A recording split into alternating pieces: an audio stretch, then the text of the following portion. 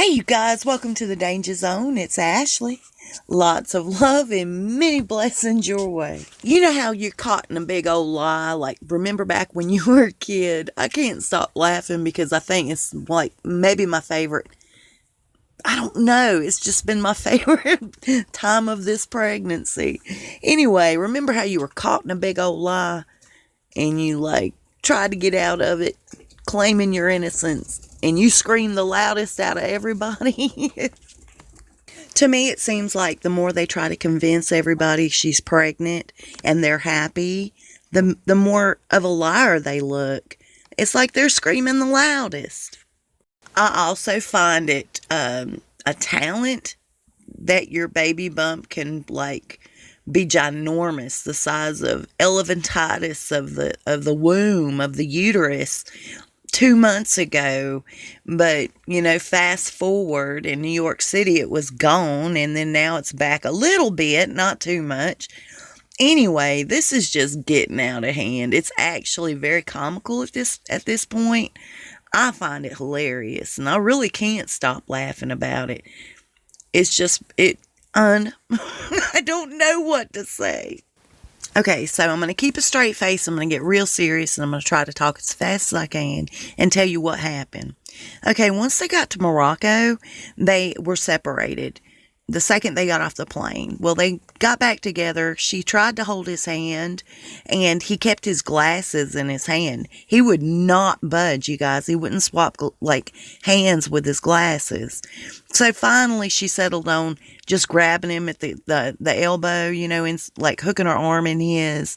Just so codependent and pathetic. It's obvious that she's playing a role at this point. It's just getting old. Everything I'm finding out is this, that he's very tired of defending her. He's tired of having to stand up to his family for her, his friends for her. He's given up a lot. Everybody wants to talk about everything she has sacrificed, quote unquote. I'm not buying that. She's the one that seems to have reaped the benefits of this marriage more so than he has. And he's really burning out with it. And I don't blame him at all. But I don't feel sorry for him either. I don't feel sorry for her. Everybody's saying that he's so uptight lately, that he's just so wound up, and it shows because in Morocco, they had, he had actually gotten into it with one of the equestrian guys who runs the equestrian center. They brought the idea of an equestrian program for disabled children to Morocco.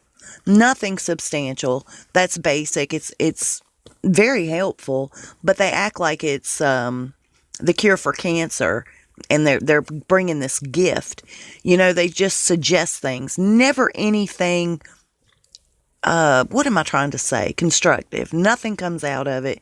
It seems like these glorified vacations are a joke. So he gets in this argument with this equestrian guy, and she tries to calm him down.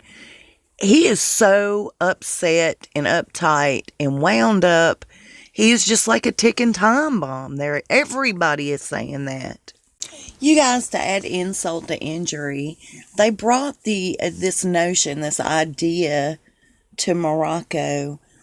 They took a bunch of underprivileged, hungry, poverty-stricken children, and they allowed them to attend a demonstration, a cooking demonstration. Sort of like a class.